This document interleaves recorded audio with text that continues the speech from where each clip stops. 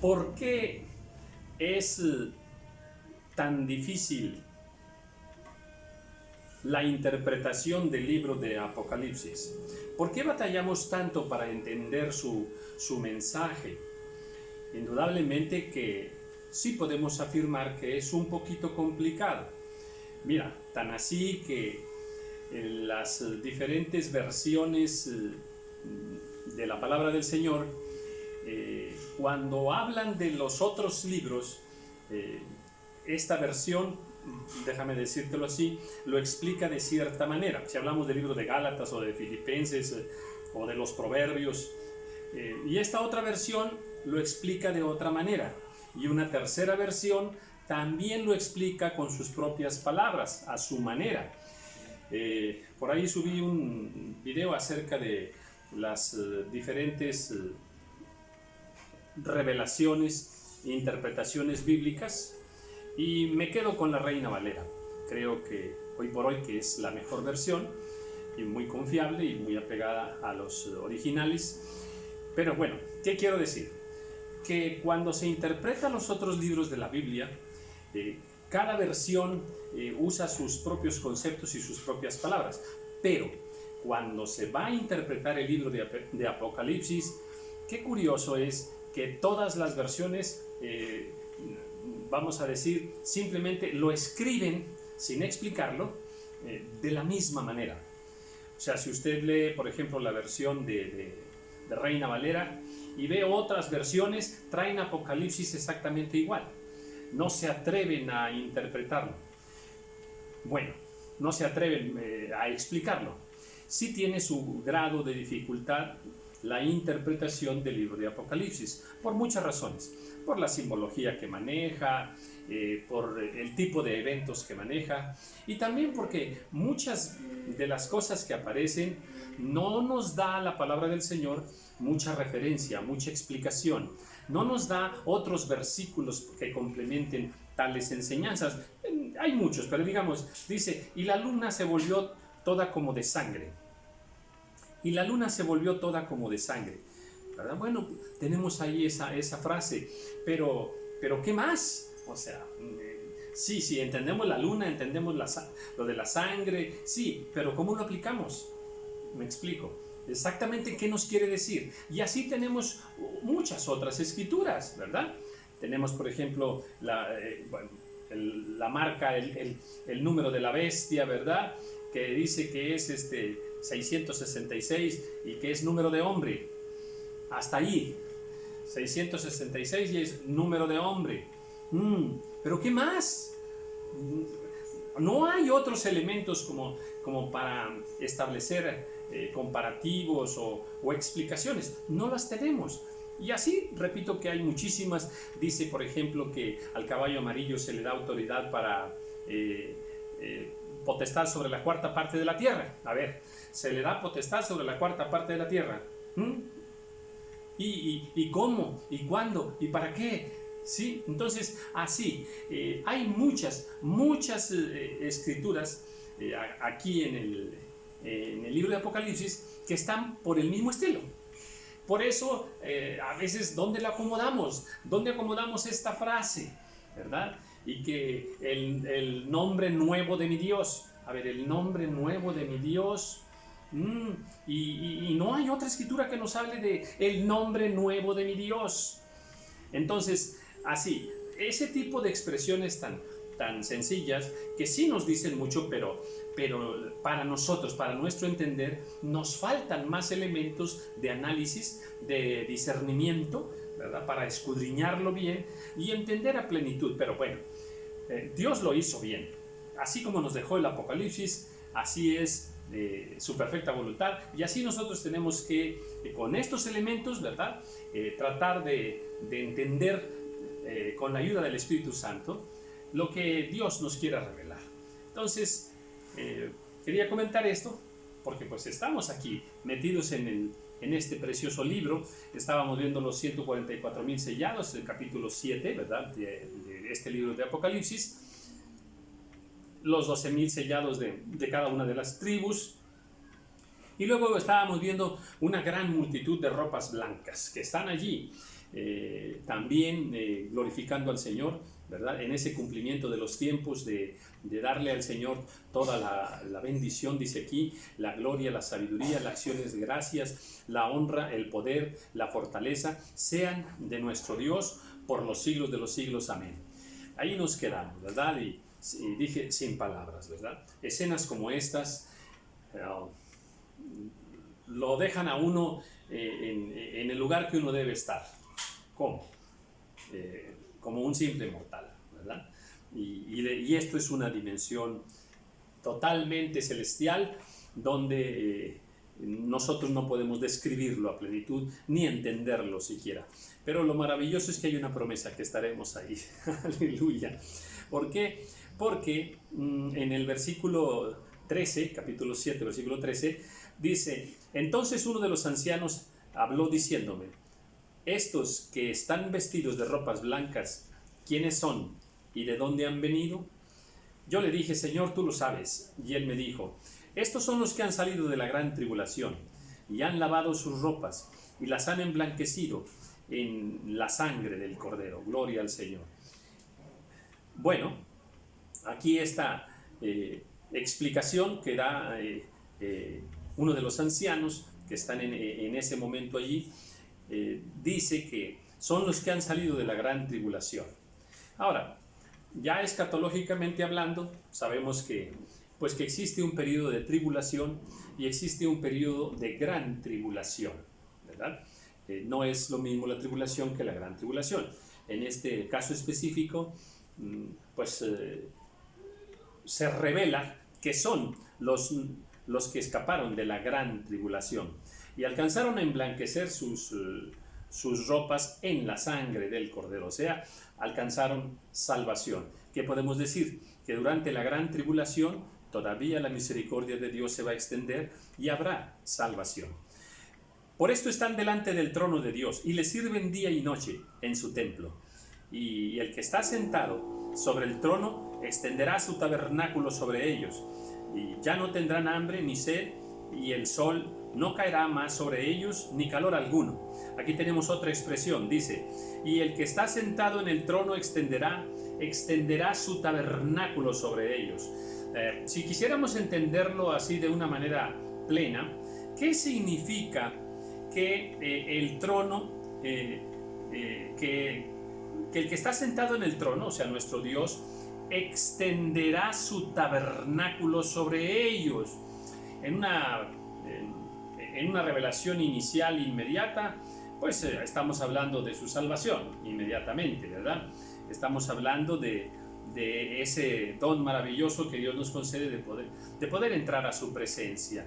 ¿Amén? Entonces, pero hasta ahí, el cómo será esto y el cuándo será y de qué manera va a ser, hasta dónde va a ser y exactamente para qué va a ser, a plenitud no lo podemos entender, pero de que es una expresión de amor y de misericordia y de gracia que Dios extienda sobre sus hijos, en este caso sobre estas personas que fueron rescatadas de la gran tribulación, que Él extienda su tabernáculo sobre ellos, indudablemente, ¿verdad?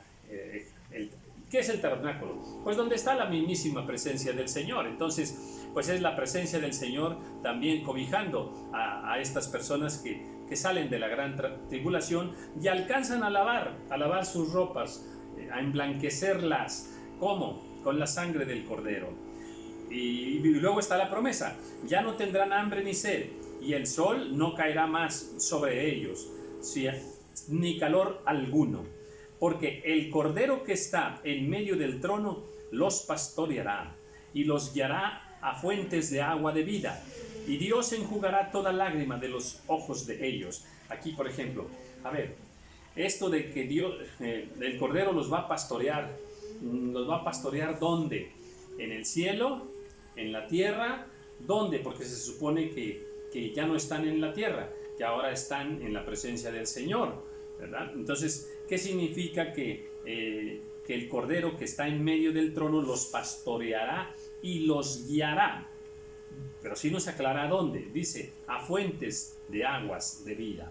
¿qué podemos entender? Bueno, que tenemos una promesa de que estando ya en el reino celestial, pues Dios nos va a dar la vida eterna. Aquí nos dice que los va a llevar a las fuentes de aguas de vida. También tenemos el árbol de vida, también está en el reino de los cielos.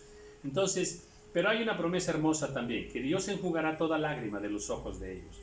Vale la pena todas las lágrimas que por causa del reino del Señor, que por causa del Señor Jesús, que por causa del Evangelio, valen la pena todas las lágrimas, todas las limitaciones, todas las penalidades, todos los sufrimientos que nosotros aquí en la tierra, mientras se nos concede ese don de estar vivos aquí sobre la faz de la tierra, todo lo que nosotros podamos padecer en el nombre del Señor, por amor al Señor, vale la pena sufrirlo, porque al final toda lágrima será enjugada. Aleluya, esa es la promesa.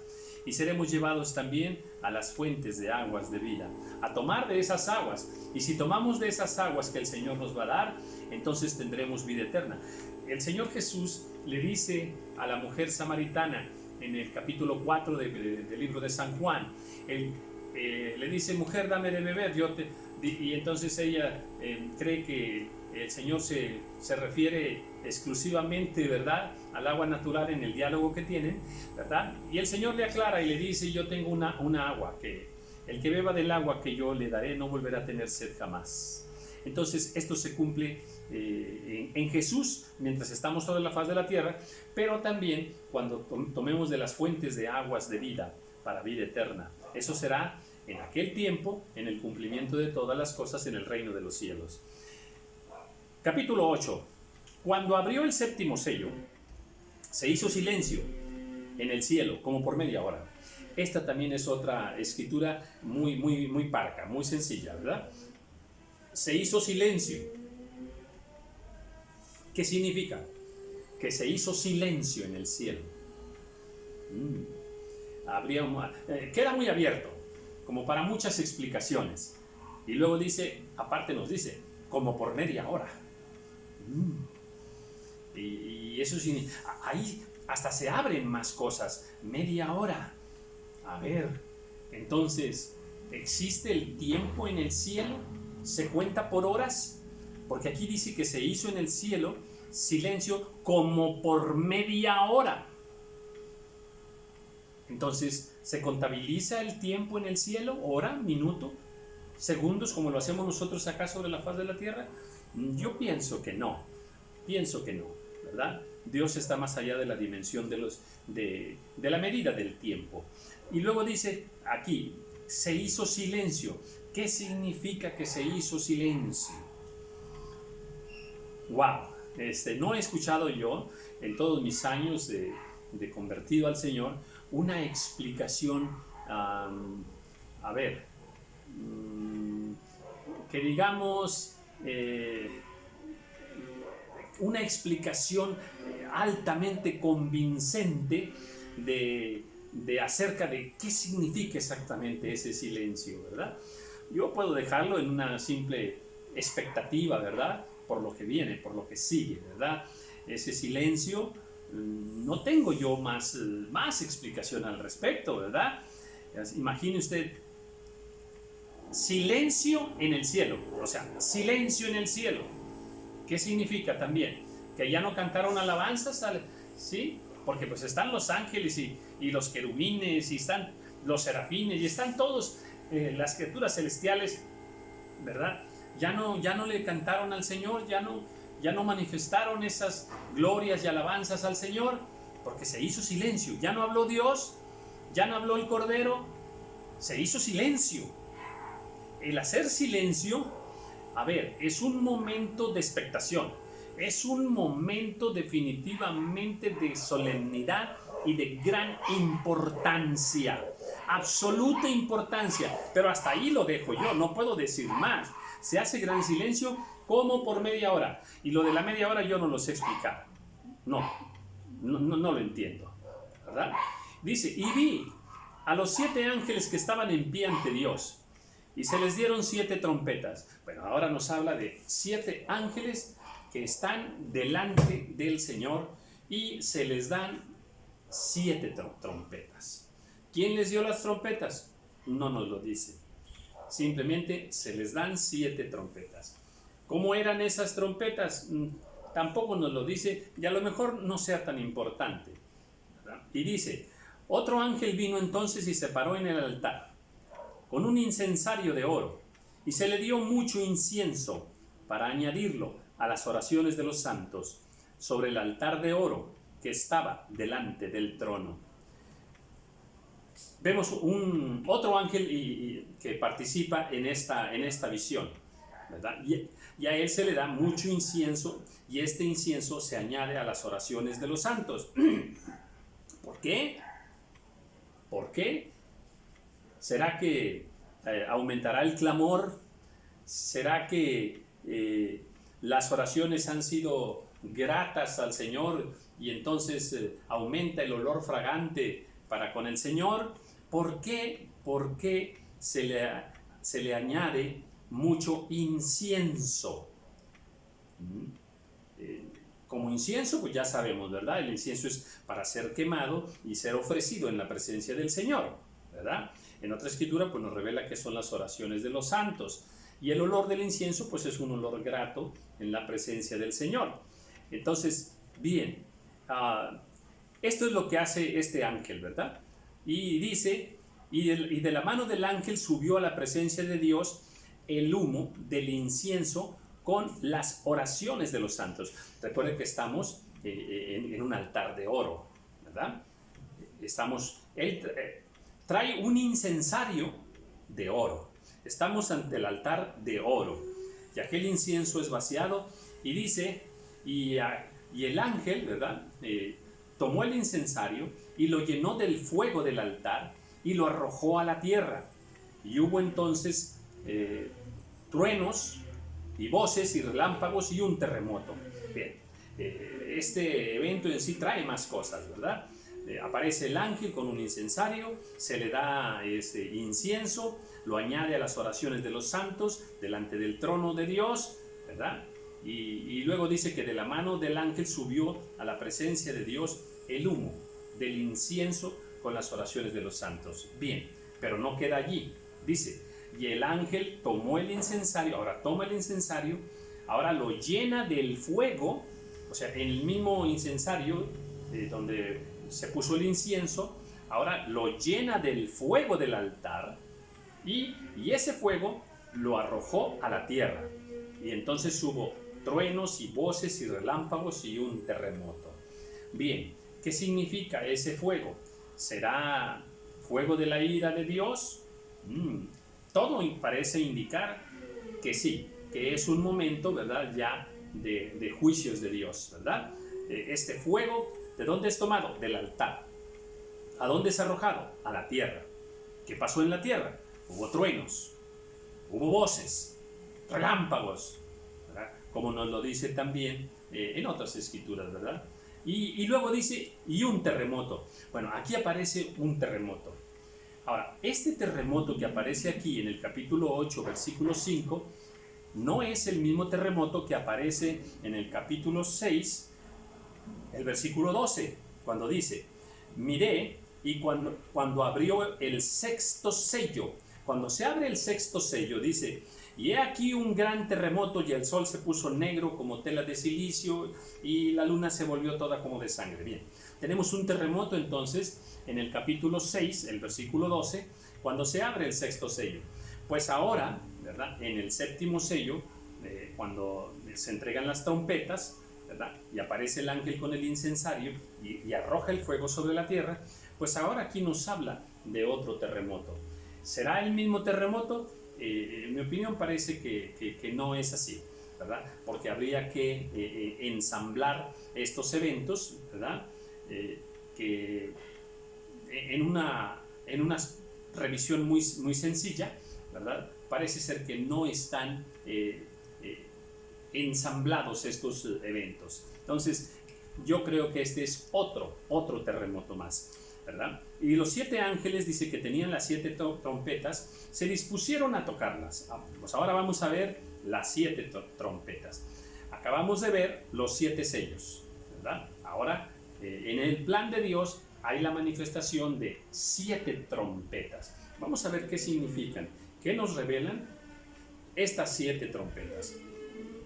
Y el primer ángel tocó la trompeta, y hubo granizo y fuego mezclados con sangre, que fueron lanzados sobre la tierra, y la tercera parte de los árboles se quemó, y se quemó toda la hierba verde.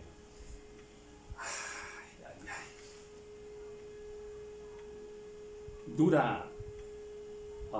Dura palabra, duro juicio. Estamos viendo el colapso de la tierra, estamos viendo de alguna manera la purificación misma de la tierra en el plan de Dios. La tierra misma está maldita, la tierra misma ha sido ensuciada por el pecado del hombre, y en el tiempo de la culminación de todas las cosas, Dios traerá este granizo y fuego mezclados con sangre. Eso es lo que trae la primera trompeta: granizo, fuego y mezclados con sangre.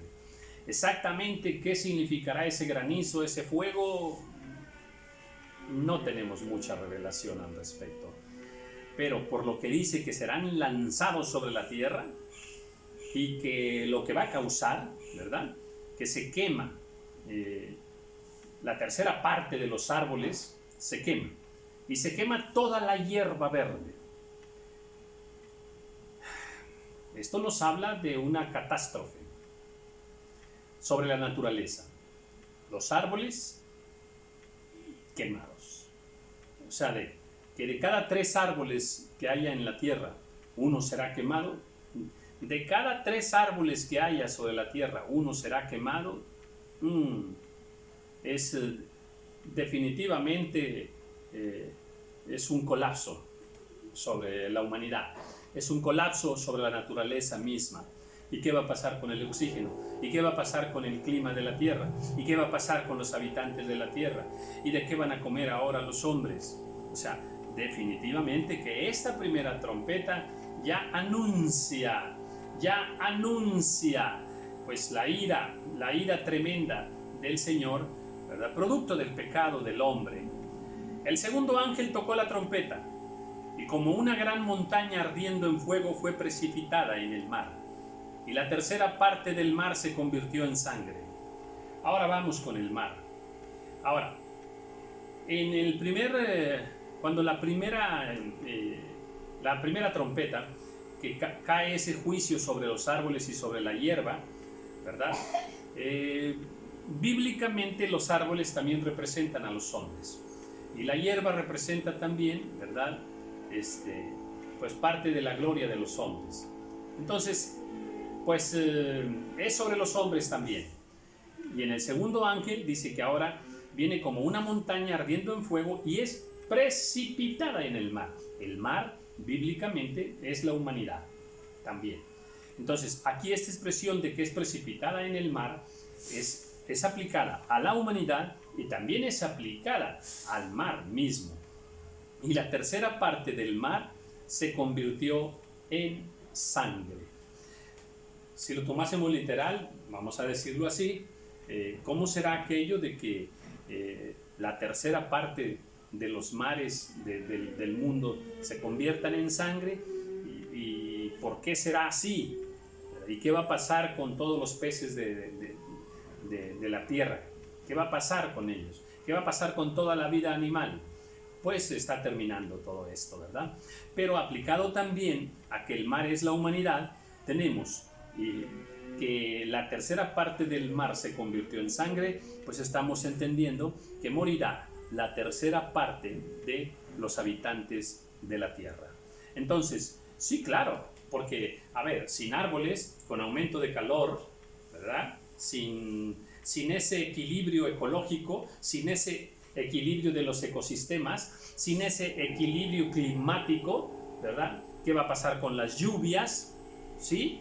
Porque recordemos que el mar y toda la naturaleza pues tienen coexisten de alguna manera, y cada uno en sus manifestaciones naturales que Dios les ha concedido equilibran la primavera, el verano, el otoño, el invierno, la lluvia, la temprana y la tardía para la producción de las plantas, los alimentos. Bueno, pues al no existir estas cosas, definitivamente que habrá mucha mortandad. Y murió la tercera parte de los seres vivientes que estaban en el mar. Aquí lo confirma. Murió la tercera parte de los seres vivientes que estaban en el mar. Y la tercera parte de las naves fue destruida. Bueno, ahora las naves. Bueno, ¿a qué se refiere? Bueno, está hablando del mar, luego nos habla de naves. Directamente tenemos que aplicarlo a las naves del mar. ¿De qué estamos hablando también? Pues que todo es colapsado, ¿verdad? La navegación misma tiene que ser colapsada. Entonces, como vemos, todo lo que el hombre fue construyendo de alguna manera en su visión de justicia, de verdad, de un mundo mejor, todo eso que el hombre va construyendo tiene que terminar. ¿Por qué tiene que terminar?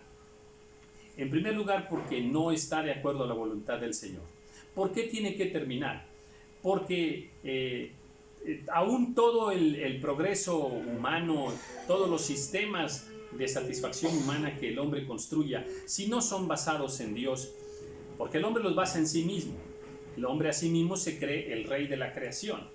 Él se cree el dueño de todo. Él construye un mundo sin Dios. Pero el dueño de la tierra es Dios. El dueño del mundo es Dios. El dueño de las vidas es el Señor.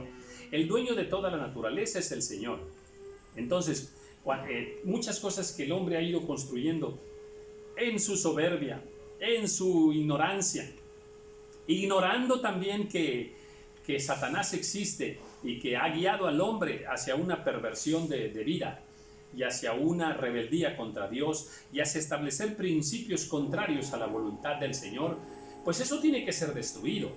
Y vemos que aquí empieza vamos a decir, empieza a caer, ¿verdad?, estrepitosamente todo lo que el hombre ha ido construyendo fuera de la voluntad del Señor, en rebeldía contra Dios. Dice, y el tercer ángel tocó la trompeta y cayó del cielo una gran estrella, ardiendo como una antorcha, y cayó sobre la tercera parte de los ríos y sobre las fuentes de las aguas. Vemos ahora un ángel que inmediatamente lo vemos como una estrella. Recuerde por ahí, en el video los videos que estoy subiendo sobre el ADN, hablo de que las estrellas representan a los ángeles. Y así como hay ángeles de Dios, hay ángeles de las tinieblas, ¿verdad? Entonces, una estrella y otra no es lo mismo, ¿eh? Entonces, aquí vemos una estrella que cae del cielo, ardiendo como una antorcha. ¿Y qué pasa? Y cayó sobre la tercera parte de los ríos y sobre las fuentes de las aguas. ¿Quiere más? ¡Qué tremendo! Ahora cae sobre los ríos. Ahora ya fue dañado el mar, ya fueron dañados los árboles. Ahora son dañados los ríos y las fuentes de las aguas. No puede ser producida agua, porque las fuentes están dañadas. Ahora, bíblicamente, el agua significa nuestro Señor Jesucristo. El agua significa la palabra. Entonces, al ser dañados ya las aguas, esto también nos enseña que ya no habrá más palabra de Dios, que ya no habrá más presencia de nuestro Señor Jesucristo. Por lo tanto, ya no es tiempo de salvación. Ya no es tiempo de salvación. La tercera parte de los ríos es castigada y las fuentes de las aguas son terminadas también. Y el nombre de la estrella es Ajenjo, y la tercera parte de las aguas se convirtió en Ajenjo, y muchos hombres murieron a causa de esas aguas. ¿Por qué? Porque se hicieron amargas. Quedarán aguas amargas. Todavía hay agua limpia, todavía hay agua pura, el agua de Dios. El agua es Cristo. Todavía hay palabra pura, palabra de Dios. Pero en aquel tiempo la palabra terminará y entonces quedará agua amarga. El agua amarga son las aguas del mundo, son las aguas sucias del mundo, son las aguas contaminadas del mundo. A ver, la Biblia es el agua de vida. Recordemos que el Señor Jesús dice, yo tengo el que beba del agua que yo le daré. O sea, Jesús dice que Él da el agua. Bueno, El agua que Dios da es agua limpia, es agua para sanidad, es agua donde está la verdad, es agua para santificación, es agua para entender la voluntad de Dios, es agua para la justicia. Bueno, esta es la palabra de Dios. ¿Bien? Es agua para salvación. Bien, pero en el momento en que terminen las aguas, entonces esta agua terminará. Ya no habrá salvación, ya no hay más mensaje de Dios. Esa agua pura, esa agua santa que fue desperdiciada, ahora es sustituida ¿por quién? Por el agua que el mundo ha fabricado, por el agua sucia, ¿verdad? Por las verdades inmundas, por las verdades contrarias a la palabra del Señor, por los principios y valores torcidos y equivocados que el diablo ha puesto sobre la faz de la tierra. Esa es agua amarga, es agua que te lleva en contra de Dios, es agua que ya no acerca a los hombres con Dios. ¿Por qué? Porque el tiempo de misericordia terminó, el tiempo de salvación terminó. Por eso es que esta trompeta, ¿verdad? Castiga estas aguas, y entonces las aguas se hacen aguas amargas. Se termina el agua de vida, esta agua que estamos nosotros bebiendo hoy, esta agua preciosa. Aleluya. Oh Señor, cuánto amamos tu agua maravillosa, tu palabra, porque en ella hay justicia, porque en ella hay libertad. Conoceréis la verdad y la verdad nos hará libres. Esta agua maravillosa, la Biblia, la palabra de Dios, tiene libertad, tiene paz, es la que nos da paz. Es la que nos enseña todas las cosas, es la que nos da sabiduría, es la que nos da fortaleza, nos da poder, nos da salud. Entonces, esta agua es la que nos da vida. Aleluya. Pues esta agua llegará el momento en que termine. Y ese momento pues está descrito aquí en las trompetas del Apocalipsis que ahora estamos revisando. Vamos a dejarlo aquí por hoy y continuaremos en un próximo video, y esperando que Dios y su Espíritu Santo sigan edificando tu vida a través de esta maravillosa palabra.